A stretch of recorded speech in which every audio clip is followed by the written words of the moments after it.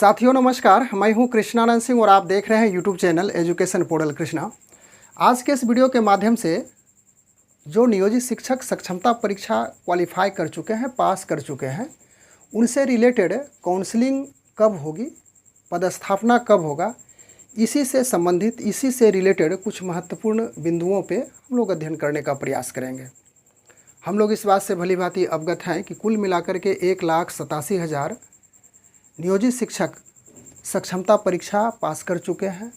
अब उनकी काउंसलिंग होनी है, काउंसलिंग के बाद उनका पदस्थापना होना है, उसके बाद वे विशिष्ट शिक्षक कहलाएंगे और राजकर्मी का दर्जा प्राप्त करेंगे।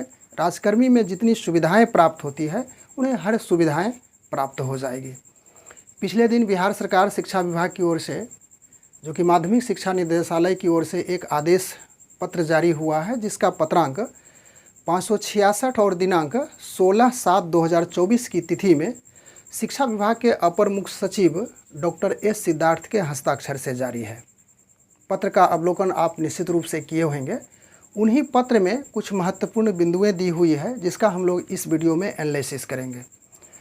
काउंसलिंग किस दिन होगी, इसकी जानकारी इस पत्र में शिक्षा विभाग के द्वारा जो आदेश पत्र जारी हुआ है उसमें स्पष्ट रूप से वर्णन किया गया है। उसकी भी जानकारी हम लोग प्राप्त करेंगे और इसके साथ साथ इस बात को भी समझने का प्रयास करेंगे कि वेरिफिकेशन के समय अलग अलग कोटि के लिए, जो विभिन्न कोटियां हैं शिक्षकों की, उनके लिए जो तिथि निर्धारित होगी उसमें किन किन कागजात, किन किन डॉक्यूमेंट्स का वेरिफिकेशन होगा और आपको किन किन कागजात को ले जाने की आवश्यकता है। हालांकि इस पत्र में जो वेरिफिकेशन के लिए डॉक्यूमेंट्स का वर्णन किया गया है वह प्रमाण पत्र के रूप में कहा गया है, लेकिन उसके बावजूद भी आपको जो क्लास हैं, जहाँ तक आपकी पढ़ाई हुई है, शैक्षणिक और प्रशैक्षणिक जो कागजातों की ज़रूरत पड़ेगी, उन कागजात की हम लोग इसमें चर्चा करेंगे। काउंसलिंग के लिए निश्चित रूप से तिथि निर्धारित हो ही चुकी है, आदेश के द्वारा आप समझ ही चुके होंगे। इसके लिए शिक्षा विभाग के द्वारा एक सॉफ्टवेयर विकसित किया जा रहा है और उसी सॉफ्टवेयर के माध्यम से काउंसलिंग की तिथि जो निर्धारित है, शिक्षकों के लिए SMS और ई शिक्षा कोश के माध्यम से उनको मैसेज दिया जाएगा और उस मैसेज के आधार पर उस तिथि को उपस्थित होना पड़ेगा। सॉफ्टवेयर के माध्यम से अलग अलग शिक्षकों को तिथि तय किया जाएगा। विभाग की एक जो वेबसाइट है, उस वेबसाइट पर इसकी जानकारी दी जाएगी और वह वेबसाइट आप समझ रहे हैं, ई शिक्षा कोश, जिसकी चर्चा हम लोग अभी तुरंत किए थे। विभाग 1 अगस्त से उन सभी शिक्षकों का जो सक्षमता पास हो चुके हैं, 1,87,000 जो उत्तीर्ण हो चुके हैं, उनकी काउंसलिंग की तिथि भी निर्धारित हो चुकी है।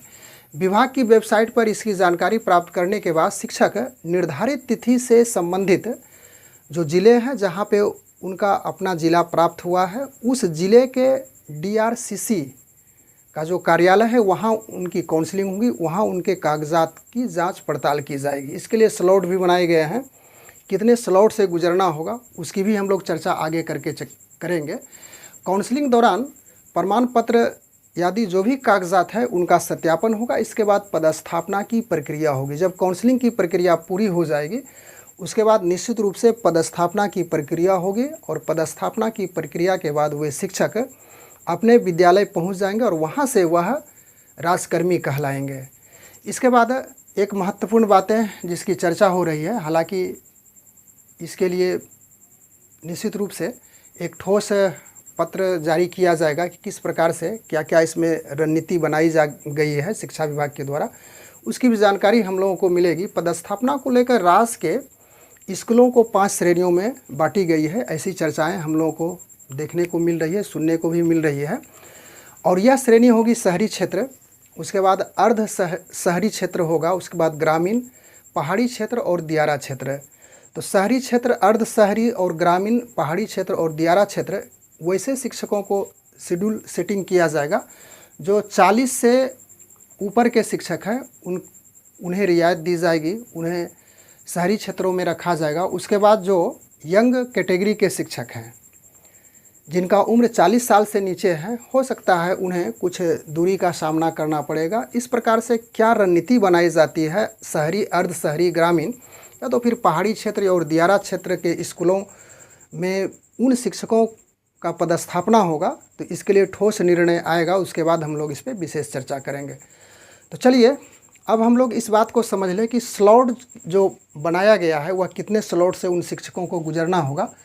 तो विशेष शिक्षक का जो वेरिफिकेशन है, पहला स्लॉट, उसमें समय भी निर्धारित किया गया है, 9 बजे से प्रारंभ हो जाएगा और 10:30 बजे तक पहला स्लॉट के लिए वे शिक्षक मौजूद रहेंगे। उसे जब मैसेज SMS के माध्यम से और इस शिक्षा कोष माध्यम से उससे जानकारी मिलेगी किस तिथि को उन्हें जाना है।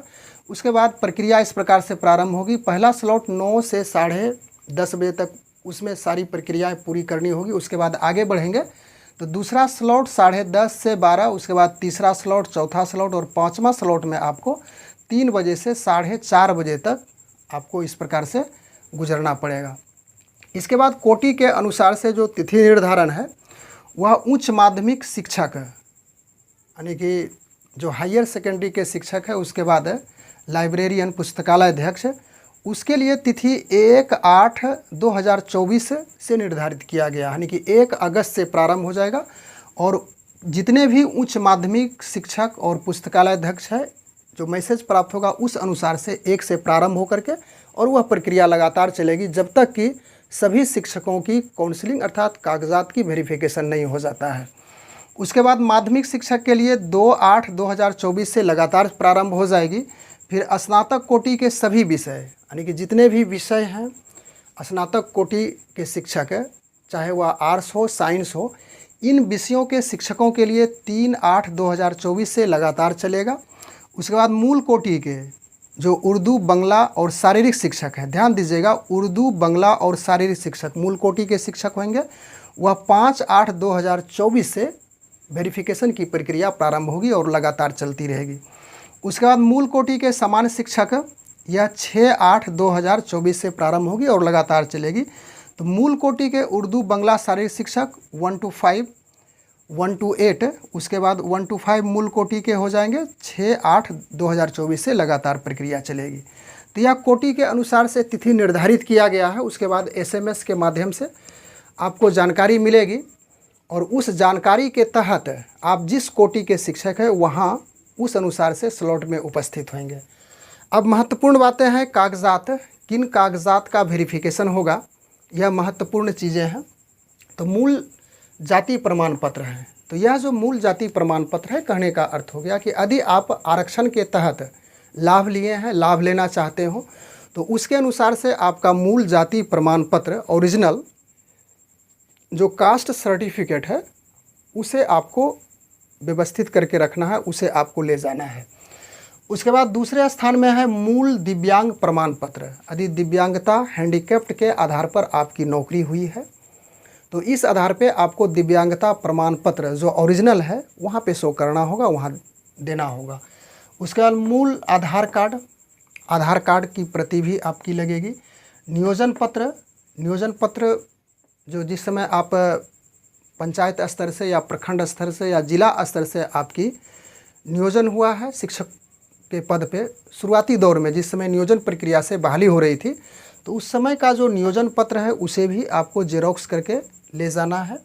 उसके बाद मैट्रिक प्रमाण पत्र, तो मैट्रिक प्रमाण पत्र में आप यहाँ पे स्पष्ट रूप से समझ सकते हैं कि मैट्रिक प्रमाण पत्र में आपको व्यवस्थित करके रखना है एडमिट कार्ड, इसे भी लेकर के रखेंगे। यहाँ पे सिर्फ मैट्रिक प्रमाण पत्र लिखा हुआ है। तो मैट्रिक प्रमाण पत्र में बहुत सारे प्रमाण पत्र होते हैं, एडमिट कार्ड आपको रखना है। उसके बाद मार्कशीट, यह भी रखेंगे। तीसरे स्थान पर जो मूल ओरिजिनल है, ओरिजिनल मार्कशीट, इसे भी रखेंगे। अब वहाँ पे किस अनुसार से आपसे मांगा जाता है, कौन सा सर्टिफिकेट मांगा जाता है, उस अनुसार से वहाँ पे आप पेश करेंगे। उसके बाद इंटरमीडिएट प्रमाण पत्र, इसमें भी उसी प्रकार से होगा, एडमिट कार्ड होगा, मार्कशीट होगा और ओरिजिनल हो जाएगा। स्नातक स्तर पे यदि आपकी बहाली हुई है तो इस आधार पे एडमिट कार्ड, मार्कशीट और ओरिजिनल जो कुछ सालों के बाद प्राप्त होता है उसे भी आप रखेंगे। स्नातकोत्तर प्रमाण पत्र, इसमें भी वही प्रक्रिया आपको पूरी करनी है। उसके बाद DLED, BEd प्रमाण पत्र, DLED और BEd प्रमाण पत्र में आपके पास निश्चित रूप से एडमिट कार्ड होगा, उसके बाद मार्कशीट भी होगा और इसका जो DLED और BEd का जो ओरिजिनल प्रमाण पत्र है उसे भी आप रखेंगे। इस तीनों में से किसकी डिमांड होती है, जिसकी डिमांड होगी आप वहाँ पे पेश कर सकते हैं। उसके बाद दक्षता B TET, S TET, C TET प्रमाण पत्र, इसका भी आपके पास एडमिट कार्ड अवेलेबल होगा। उसके बाद मार्कशीट ही मात्र अवेलेबल होगा, इसे भी आप रखेंगे अरेंज करके। उसके बाद सक्षमता परीक्षा मूल प्रवेश पत्र, तो जिस समय आपकी परीक्षा हुई थी जिसमें सारे वहाँ पे स्टाफ का, जहाँ पे आपका सेंटर था, सिग्नेचर हुआ था, परीक्षा कक्ष में आपका भी हस्ताक्षर हुआ था, उसमें एक स्टिकर भी लगा था। तो वह जो मूल प्रवेश पत्र है, परीक्षा के बाद वह प्रत्येक ज़िला में उसे जमा करा लिया गया था।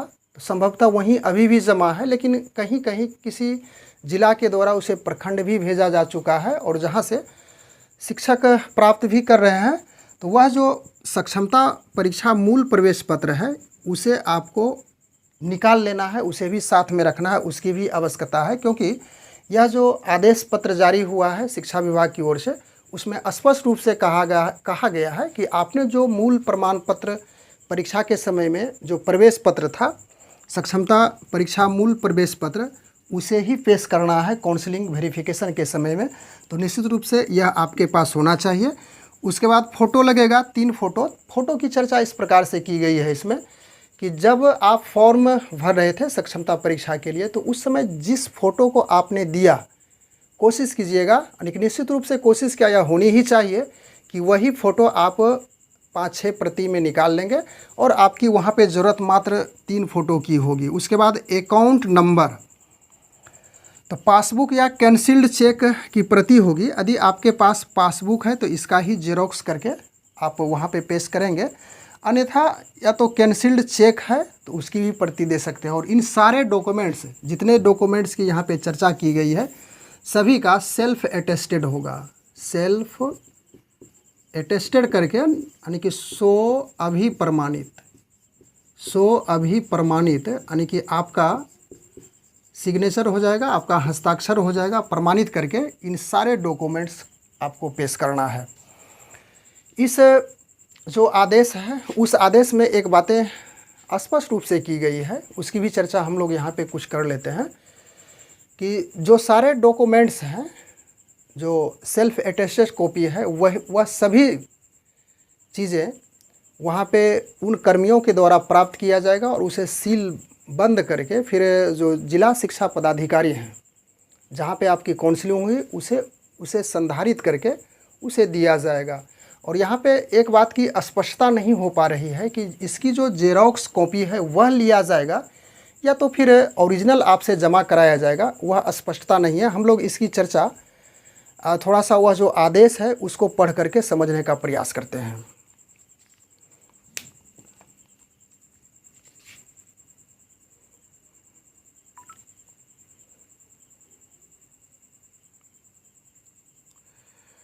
पॉइंट नंबर 10 की चर्चा यहाँ पे समझिएगा। जांच के क्रम में 4 स्थितियाँ उत्पन्न हो सकती है। वेरिफिकेशन के दौरान प्रमाण पत्र मिलने के पश्चात सही पाया गया। दूसरा पॉइंट इसका है, वेरिफिकेशन के दौरान प्रमाण पत्र मिलान के पश्चात संदेहास्पद पाया गया। तीसरा पॉइंट है इसका, वेरिफिकेशन के दौरान प्रमाण पत्र मिलाने के पश्चात प्रथम दृष्टया फर्जी पाया गया। और चौथा पॉइंट है, वेरिफिकेशन के दौरान कोई अभ्यर्थी अपना मूल प्रमाण पत्र प्रस्तुत करने में असमर्थ रहा। उसके बाद 11 नंबर पॉइंट में स्पष्ट रूप से इसकी चर्चा की गई है। उपरोक्त क्रमांक 1 से 3 तक, ध्यान रखना है 1 से 3 तक, जिसकी चर्चा हम लोग अभी किए, के अनुसार पाए गए प्रमाण पत्रों को तिथिवार स्लॉटवार संधारित कर सीलबंद बक्से में जिला शिक्षा पदाधिकारी को वेरिफिकेशन दल उपलब्ध कराएंगे। तो इस प्रकार से अंततः हम लोग स्पष्ट करें कि जब वेरिफिकेशन की प्रक्रिया प्रारंभ होगी तो उस समय जितनी भी चर्चा हम लोग अभी किए, उन सारे कागजात की आवश्यकता होगी। उन सभी कागजात को आप 2 या 3 प्रति में बना करके फाइल में रखेंगे और वहाँ पे जिसकी ज़रूरत होगी उसे आप पेश करते चलेंगे। उसके बाद आपकी काउंसलिंग की जो प्रक्रिया है वह पूरी हो जाएगी। बस आज के वीडियो में इतना ही। Thanks for watching. Good bye.